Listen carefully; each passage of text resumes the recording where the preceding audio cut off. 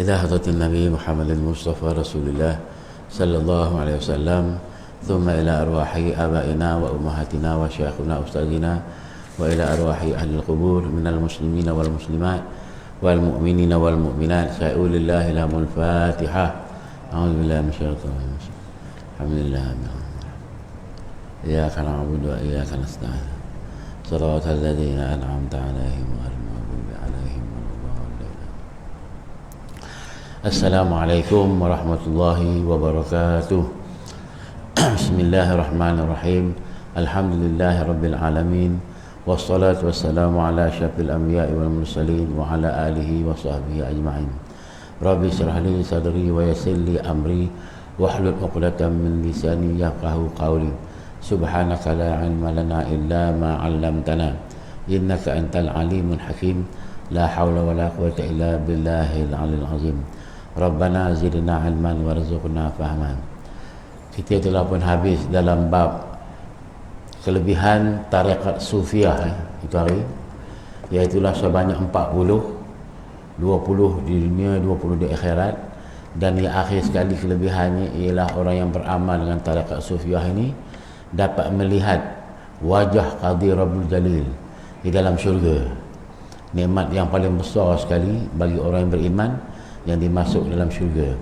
Dan malam ni kita ubah kepada kitab Sirah Salikin, ya. Sebenarnya Sirah Salikin, ada orang sebut Sairus Salikin, tapi pada kitab ni dia tulis Sirah Salikin, ya. Dalam masuk ke jilid yang keempat, iaitulah bab taubat. Bab taubat ni bermula bab ini pada menyatakan taubat. Ketahui olehmu hai saudaraku yang berkehendak pada menjalani jalan ini jalan taubat ni, bahawa sifat yang kepujian itu seperti yang disebut oleh akan dia oleh Imam Al-Ghazali dalam kitab Arba'ina fi Usuluddin, iaitulah 10 perkara.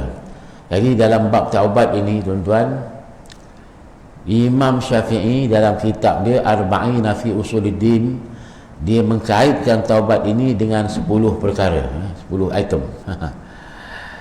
Iaitu yang pertama, dan semua tiap-tiap satu nanti akan diterangkan kemudian, ya. Ada babnya nanti yang panjang lebar. Malam ni dibuat secara ringkas saja, outline saja. Yang 10 perkara itu, ya. Dan lain itu akan diterangkan kemudian, ada bab tersendiri. Yang pertamanya, taubat hendaklah daripada segala maksiat yang zahir dan yang batin, ya. Yang zahir apa yang kita ucap, apa yang kita buat. Yang batin apa yang kita i'tiqad dalam hati. Itu pun dosa juga itu. Su'uzan dia tak, itu batin tu. Buruk sangka pada orang, ya. Ya tak. Jadi itu batin. Yang keduanya khauf, yakni takut akan Allah Ta'ala seperti yang lagi akan datang. Sebutnya dalam bab yang ketiga. Jadi orang yang taubat ni dia ada perasaan khauf, takut kepada Allah Subhanahu wa Ta'ala, akan diterangkan secara panjang lebar dalam bab yang ketiga. Kemudian yang ketiganya zuhud. Zuhud, ya. Zuhud, zahid, orang yang zuhud. Kalau zain hadal lagi panggil zuhud, ya. Jangan pula dibaca dengan zahad pula, ya. Zuhud. Zuhud maksudnya benci akan dunia dan tiada suka akan harta, dan lainnya melainkan sekadar hajat jua, seperti yang lagi akan datang sebutnya dalam bab yang keempat. Ini saya sebut sikit benda ini disebut dalam kitab Hidayatul Salikin, ya. Zuhud ni bukan dia benci ke dunia terus dah. Apakah boleh menjadi kaya? Boleh, ya. Dalam kitab itu ada sebut, dia kata orang yang berhuma, berladang jadi kaya, apakah dia zuhud atau tidak? Jawapannya zuhud. Jika sekiranya hartanya itu tak letak dalam hati tapi letak pada tangan dia. Bila orang fakir miskin tak, dia bagi. Bila agama Islam tak, dia bagi. Bila masjid tak, dia bagi. Maksudnya walaupun dia jadi jutawan, tapi hati dia tidak tersangkut dengan harta dunia hingga melupakan akhirat. Itu zuhud lah tu.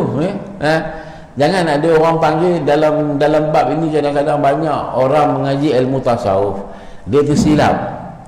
Silap pentafsiran, silap pengertian. Dia kata orang zuhud ni orang yang pakai compang-camping, pegang tasbih, hulu kiri, dia tak peduli harta dunia, dia kira akhirat aja. Sampai kadang-kadang hal rumah tangga dia pun dia tak peduli. Anak isteri dia, makanan minum dia pun tak peduli. Tak betul ni. Kadang-kadang ada orang silap benda-benda yang macam ini. Jadi zuhud itu sebenarnya boleh mencari harta dunia yang banyak, tapi dia tak terlekat di hati. Lekat pada tangan dia. Bila Islam perlu, dia bagi. Dia akan diterangkan nanti dalam bab ini, dalam bab yang keempat nanti. Dan yang keempatnya hendaklah sabar daripada segala bala dan daripada segala kesusahan, seperti yang disebut nanti dalam bab yang kedua, dalam bab sabar ini. Saya teringat dulu mengaji kitab Jawhar Mahub. Kitab ini sebenarnya Sirah Salikin ni tepi ni ada Jawhar Mahub. Kitab ni ada tepinya tu. Jadi dua kitab ni. Dia kata sabar dari segala ujian, sabar dalam ibadat, sabar akan apa cemuhan orang. Tiga perkara kata. Saya ngaji di tahun 1976 di Kajang, ingat lagi tuan kata sabar ini walaupun belum tiba babnya lagi, daripada ujian Allah, sabar daripada taat kepada Allah Subhanahu Wa Taala, sabar daripada apa yang orang umpat keji kepada kita. Ketiga. Dan kelimanya syukur bagi Allah Taala atas nikmatnya, seperti yang lagi akan datang disebut juga dalam bab yang kedua pula. Tadi pun bab yang kedua juga sabar. Syukur ni pun bab yang kedua juga itu dalam bab syukur kepada nikmat Allah Subhanahu Wa Taala. Sebab itu tuan-tuan, antara sabar dengan syukur ni dan juga kehebatan yang orang tengok boleh kita tu, Rasulullah ajar kita satu doa. Allahumma ja'alni syakura. Pas mayang, jadikan aku ya Allah Tuhan, jadikan aku orang yang syukur atas nikmat-Mu. Allahumma ja'alni sabura. Ya Allah Tuhan, jadikan aku orang yang sabar atas ujian-Mu. Allahumma ja'alni fi aini saghira wa fi a'yunin nasi kabira. Ya Allah Tuhan, aku jadikan aku ni pada pandangan mata aku ni kecil dalam benda, pada pandangan mata manusia aku ni hebat. Itu doa diajar oleh Rasulullah SAW yang perlu kita amalkan lepas-lepas semayang lah. Jadi tuan-tuan, apa syukur dia. Yang keenamnya ikhlas. Saya tak terang panjang lah sebab akan diterangkan nanti dalam bab ni.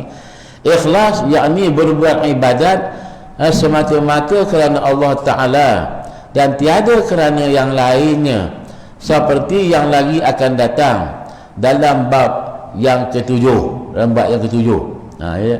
Tuan, di sini pun kadang-kadang ada juga orang silap. Dia kata kamu di rumah malas nak semayang sunat rawatib, tapi datang ke masjid rajin semayang sunat rawatib. Itu tak ikhlas kerana Allah Ta'ala. Jangan, tak betul. Pemakaian tasawuf ni tak betul kalau itu. Main kulit, main selapis saja. Sebenarnya disebut oleh ulama, kalau di dalam masjid orang ramai semayang ni, semayang sunat rawatib ni, qabliyah ba'diyah, kita bersemangat nak buat, maka kita buat. Itu bukan dikatakan tidak ikhlas, tidak. Itu adalah ikhlas juga, kerana semangat dia nak buat. Kadang-kadang orang kata ini tidak ikhlas, sebabnya bila orang ramai-ramai orang tengok semayang, bila seorang tak buat, itu tidak ikhlas nama, tak betul. Allahu Akbar. Nantilah kita belajar ini nanti insya-Allah. Saya tuan-tuan, bila saya mengajar tasawuf, saya mengambil jalan tengah. Khairul umuru awsatuha. Sebaik-baik urusan itu yang pertengahan, yang tidak terlampau dan tidak keterlaluan. Ada orang yang tasawuf ini keterlaluan, sampai keluar daripada jalan yang sebenarnya, daripada syariat, tarekat, hakikat, makrifat. Ini masalah. Dia tak mahu dia. Jadi dia walaupun tasawuf macam mana pun, makam-makam para waliullah yang makam kutub ke makam gaus yang tinggi-tinggi pun, mereka tidak keluar daripada jalan Islam, jalan yang sebenarnya, basic akidah dan seumpama, basic fiqh dan seumpamanya. Jadi tuan-tuan, itu ikhlas. Dan yang ketujuhnya tawakal. Tawakal, tapi sebenarnya guru saya ajar bukan tawakal, tawakul. Tawakul, ya. Tawakal, berserah diri pada Allah Subhanahu wa taala dengan berusaha. Kalau serah diri pada taala tanpa usaha, macam mayat serah kepada orang hidup untuk mengendalikannya, itu namanya tawakal, wahnya panjang, ataupun tawakul. Jadi berbeza tuan-tuan. Tawakul berserah diri pada taala dengan berusaha. Kemudian kalau tawakal berserah diri tanpa usaha, tak siapa nyuruh. Yang kedua ni, ya. Tak siapa nyuruh yang apa itu. Kita mesti berusaha. Nak makan nasi pun berusaha, dia siap ke mulut ni tak. Kalau tawakal supaya nasi menampak mulut, tak ada maunya. Ya. Jadi tuan-tuan sekalian, ikhlas sudah, dan tawakal ala Allah, yakni berpegang hati atas Allah Ta'ala. Ia menyerahkan sekalian perbuatannya dan sekalian tadbirnya itu kepada Allah Ta'ala, seperti yang lagi akan datang dalam bab yang kelima dinyatakan ni dah, wa 'alallahi falyatawakkalul mu'minin ni dah. Jadi tuan-tuan dirahmati oleh Allah, tawakal ini adalah menyerahkan diri segala perbuatan dia, ucapan dia kepada Allah Subhanahu wa ta'ala. Kadang-kadang kita mengadu masalah kita dengan orang tak selesai masalah. Orang bercakap kadang-kadang sakit hati lebih lagi, ya. Lebih baik kita tawakal kepada Allah Subhanahu wa ta'ala aja, ya. Tuan-tuan dirahmati oleh Allah Subhanahu wa ta'ala sekalian, tawakal ini boleh menenangkan perasaan kita, menenangkan hati, jiwa, raga kita, ya. Nanti akan diterangkan nanti dalam bab yang kelima, ya. Yang ke-8-nya mahabbah Allah Ta'ala, yakni kasih kita akan Allah Ta'ala, dan lazim daripadanya kasih akan segala malaikatnya dan segala anbiya-nya, segala nabi pun kita kasih, dan segala muslimin, seperti yang akan disebut dalam bab yang ke-6. Kasih mahabbatillah, kasih kepada Allah Subhanahu wa ta'ala, kasihkan malaikatnya, kasihkan nabi-nabinya, kasihkan sekalian muslimin. Ini orang yang bertaubat ini.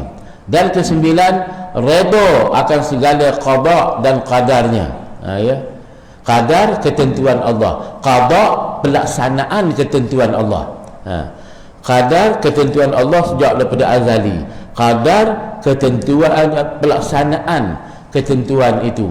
Umpamanya dulu dikadarkan bahawa kita akan mengaji lepas subuh ni. Sekarang ni Allah Ta'ala qadakkan, iaitu kita betul-betul datang mengaji. Yakni redha akan segala perbuatan Allah, seperti yang lagi akan datang di dalam bab yang ke-6, yang dalam yang ke-6 pula, ya. Ada setengah orang dia tak redha dengan apa ketentuan Allah. Mengapalah, ya, aku yang kena tina orang lain tak ada. Itu tak redha lah tu. Dengan ujian, dengan qada dan qadar Allah Ta'ala tak boleh. Sukati Tuhan lah. Sukati Tuhan. Sebenarnya tuan-tuan, dalam fiqh, dalam bab semayang, dalam bab fiqh, dalam usuluddin tasawuf, dalam bab agama ni, bukan semuanya mesti kita tahu apa sebab baru kita nak buat. Tak. Ada kadang-kadang Tuhan bagi tahu, Nabi bagi tahu, kadang-kadang dia tak bagi tahu. Buat aja, ya tak? Apa yang disuruh buat tu, buat aja, ya. Wa ma atakumur rasul fakhuzu wa ma nahakum anhu fantahu. Apa yang didatangkan oleh Rasul tu buat aja. Apa yang dilarang tu tinggal aja. Tak semestinya ada hujah, ada sebab baru kita nak buat, baru kita nak tinggal. Mengapa sembahyang 5 waktu, mengapa rakaat Zuhur 4, subuh 2, maghrib pula 3, tuan. Tak boleh pertikaian itu, semua mempertikaian qada dan qadar Allah Subhanahu wa taala, tak boleh. Yang ke-9 ni tadi ya. Yang ke-10-nya pula iaitu zikril maut. Yakni mengingat akan mati. Pada tiap-tiap waktu dan tiap-tiap masa, seperti yang lagi akan datang, disebut di dalam bab yang ke-10. Inilah 10 perkara tuan-tuan, perkara yang amat kuat ya, yang membawa kita kepada taubat. Rukun taubat tak ada banyak tuan-tuan, ada 3 je. Ya dah. Rukun taubat 3 dah. Berhenti, menyesal, tidak mengulangi. Itu 3. Kalau dengan orang pula 4, minta maaf, memulangkan harta orang tu. Tapi ini benda yang berkaitan dengan taubat, ada 10 perkara adanya. Demikian disebut oleh Imamul Ghazali rahimahullahu taala dalam kitab Arba'ina fi Usuluddin. Tetapi menyebutkan ia dalam kitab Ihya Ulumuddin, sifat yang kepujian itu lebih daripada 10, seperti yang lagi akan datang sebutnya dalam tiap-tiap bab, insya-Allah. Itu lebih daripada 10. Tadi sifat kepujiannya. Bermula taubat itu iaitu permulaan jalan bagi orang yang salik. Salik maknanya orang yang menjalani jalan Allah. Salikin ramai orang-orang yang menjalani jalan Allah. Salik seorang. Kalau orang perempuan salikatun ya. Taubat itu permulaan, mubtada, bagi orang yang menjalani jalan Allah, yang menyampaikan kepada berbuat ibadat, yakni seperti yang menyampaikan kepada ma'rifatullah, dan iaitu membawa kepada kemenangan di dalam dunia dan juga di dalam akhirat. Dan lagi taubat itu membawa kepada dikasihi oleh Allah Ta'ala, seperti firman Allah Ta'ala, innallaha yuhibbut tawwabina wa yuhibbul mutatahhirin. Artinya bahawa Allah Ta'ala kasih pada orang yang banyak taubat, dan katanya banyak taubat daripada segala dosa, dan kasih akan orang yang suci daripada segala dosa dan daripada segala najasah, daripada najis. Tuan-tuan, ini permulaan jalan orang salih. Saya ingat cerita Zunnun Al-Misri, orang yang jahat, seorang polis. Tapi lepas itu dia memasuki makam Sufiyah ini, dia bermula dengan peringkat taubat daripada segala dosa dia. Tetapi selepas daripada itu, dia masuk makam yang kedua, itu dia masuk khauf. Khauf ya tuan-tuan. Jadi tuan-tuan sekalian, tapi apa pun kita kalau nak jadi orang yang wara', orang yang soleh, mesti taubat dulu. Sebab tuan-tuan, membina ibadat di atas dosa ibarat membina rumah di atas kayu, ya. Atau membina bangunan di dalam sawah, tempat yang lembik, tak mahu dia, ya. Atau membasuh najis pada kain dengan air kencing, tak mahunya. Orang yang tidak taubat ni tuan-tuan, dia nak beribadat tak mahu, dan dia akan gagal mendapat kemanisan dalam ibadat. Dia akan gagal. Kira buat tapi berasa benci. Buat semayang, buat zikir, buat jihad, tapi dia rasa benci dan dia rasa amat terpaksa. Dengan sebab itulah dah sebut dulu, Rasulullah sarankan kepada kita hendaklah taubat setiap hari 70 kali. Itu paling kurang, ataupun 100 kali. Itu yang di antara yang baik. Kalau nak buat lebih lagi. Apa ini tuan-tuan? Gulungan al-a'raf. Gulungan al-a'raf ni saya ulang, dah sebut dah. Iaitulah orang yang bila ditimbang di padang mahsyar, timbang dosa dengan pahala sama timbang. Sama banyak dosa dengan pahalanya. Allah Ta'ala perintahkan dia masuk ke syurga. Jadi padahalnya tuan-tuan, orang yang berdosa ni, dia masuk neraka dulu.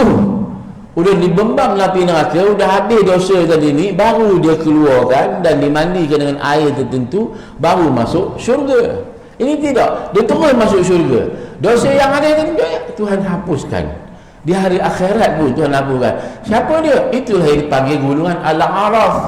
Siapa golongan Al-A'raf? Orang yang istighfar atas dunia tiap-tiap hari sekurang-kurangnya 70 kali.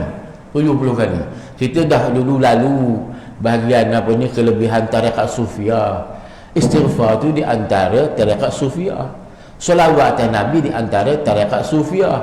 La ilaha illallah di antara tarekat Sufia.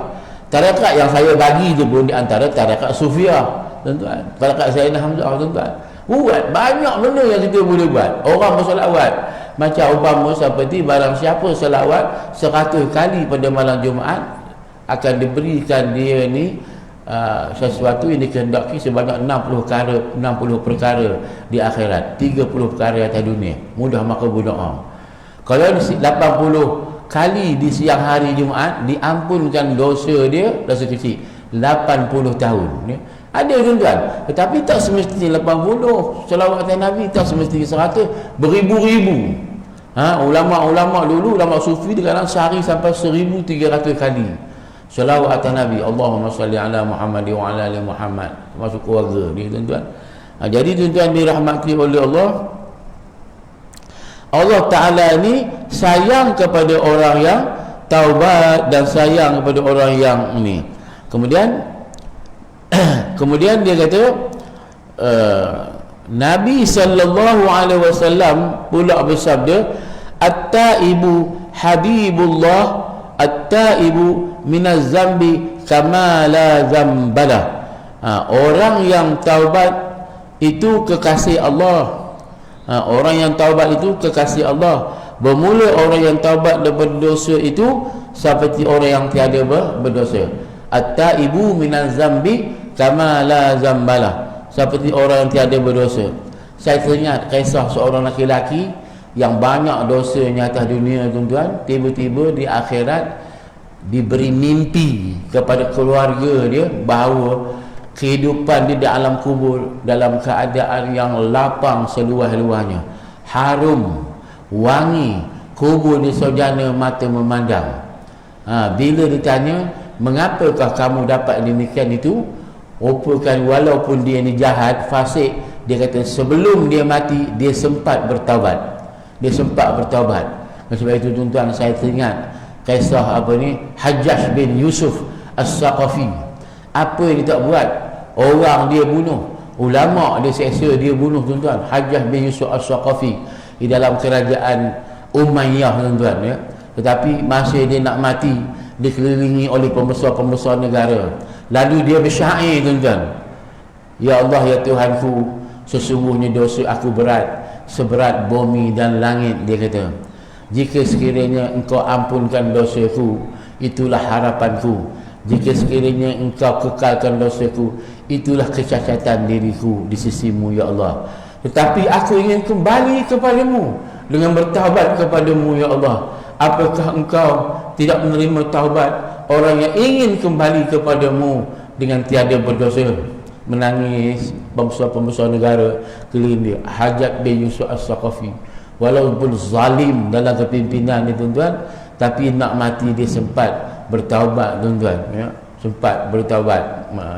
Lain pula Stalin, tuan-tuan, dia komunis.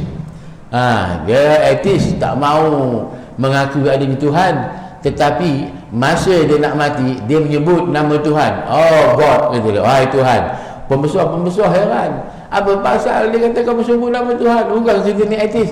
Aku tidak tahan merasai kesakitan, terutama nak menghadapi maut. Baru dia tahu.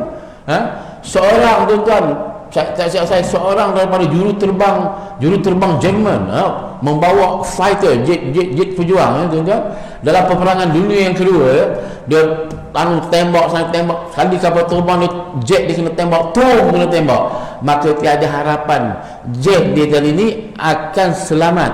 Maka di sana dia menyebut nama Allah. Oh God, help me. Wahai Tuhan, tolonglah aku.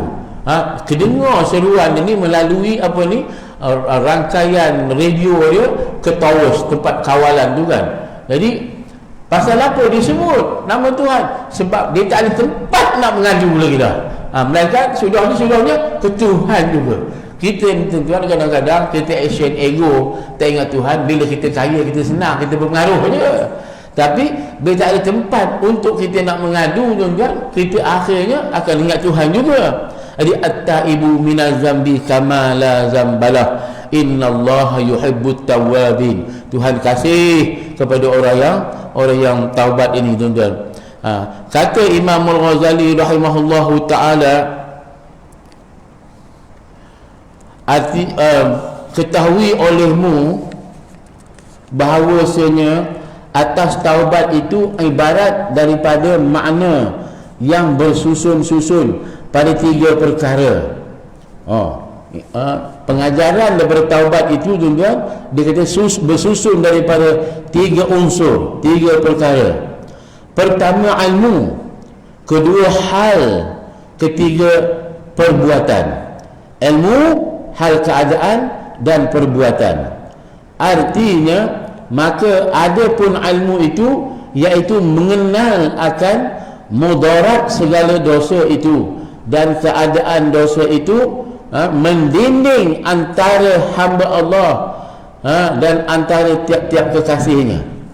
Jadi dia pertama dia kata ilmu, kerana dengan ilmu tu dia gambarkannya dosanya yang akan dihadapinya di akhirat, yang tidak terperi sakitnya dan tidak ada penolong padanya. Dia kata ya. Dan dosa itu jugalah yang mendinding untuk dia ni rapat di antara dia dengan Allah Subhanahu wa taala. Itu ilmu dia. Kemudian maka apabila diperoleh akan mengenal ini, nescaya jadi ia jadi daripadanya itu dalam hatinya, dan iaitu sakit dalam hatinya, dan dengan takut luput kekasihnya itu, dan iaitu menyesal akan yang demikian itu, jadi ia taubat daripada dosa itu, dan mendapat ia akan barang yang telah lalu daripada fardu yang ditinggal, qada balik, semayang qada, puasa qada, puasa qada, dan meninggalkan ia akan segala maksiat yang jadi dengan dia dosa pada ketika itu. Maka mencita-cita ia akan meninggalkan berbuat dosa yang lagi akan datang. Tak ada nak buat lagi dah. Kalau nak ulang balik, itulah cerita taubat sampai belacan dia. Itu selama-lamanya. Dan apabila hasil yang ketiga perkara itu, yakni ilmu, hal keadaannya dan perbuatannya, hasillah hakikat taubat yang sebenar-benar seperti disebut oleh Imam Al-Ghazali akan hakikat taubat itu dengan katanya,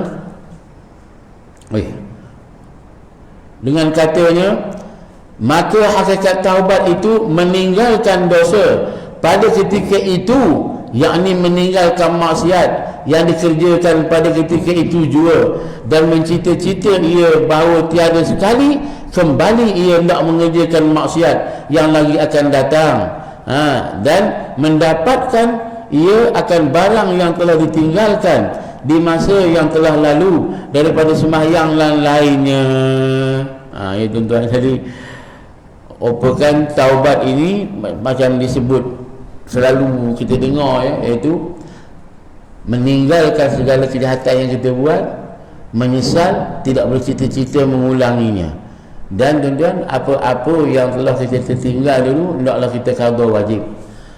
Umpama semayang kan, semayang tuan-tuan, ya sebenarnya memang ada hadis kata tidak ada qada melainkan lupa dan tertidur. Jadi kalau saja tinggal, tak payah qada, kepala otak engkau. Ini qiyas tuan-tuan. Kalau terlupa dan tertidur perkara yang tak sengaja pun wajib, maka kalau sengaja ditinggal lebih wajib. Dengan sebab itu ulama sufi menyatakan orang yang terlupa ataupun tertidur, dia tinggal sembahyang, wajib qada, sunat segera mengqadanya. Orang yang tinggal dengan sengaja, bukan lupa, bukan tertidur, wajib qada, wajib segera. Sehingga dia kata jika sekiranya ada belanjamu untuk 3 hari di rumah, maka tak usah kerja, duduk 3 hari di rumah qada. Ya. Dan sebab itulah tuan-tuan, zikrullah, jangan zikrullah, qada. Ya. Guru saya dulu minta tarekat, dia tak bagi. Qada semayang dah kata dia. Qada semayang dulu tuan-tuan ya. Jadi begitu. Jadi untuk pagi ni cukuplah dulu ya tak. Dah lama kita tak mengaji ni, dah subuh ni dah pukul 7 lebih dah. Kemudian insya-Allah telah bersabda Nabi sallallahu alaihi wasallam, ad-damu taubah, yakni bermula menyesal diri daripada maksiat itu. Taubat itu kerana menyesal. Ya, wallahu alam. Insya-Allah kita sambung bulan akan datang. Wallahu alam. Ada soalan ke? Tak ada ya. Bismillahirrahmanirrahim. Alhamdulillahirabbil alamin wassalatu wassalamu ala asyrafil anbiya'i wal mursalin wa ala alihi wa sahbihi ajma'in. Ghafarallahu lil mu'allim wa lil muta'allim kulli dhanbin wa lil walidayna wa lil walidaykum. Nawarallahu wujuhana wa wujuhakum bil ma'rifati wal iman. Bayyadallahu sudurana wa sudurakum bit tauhid wal iqan. Allahumma nawwir qulubana bi nuri hidayatika kama ta'arda bi nuri syamsika abadan abada bi rahmatika ya arhamar rahimin. Walhamdulillahirabbil alamin. Aqulu qawli hadza wa astaghfirullahal azim li wa lakum. Assalamualaikum warahmatullahi wabarakatuh. Allah.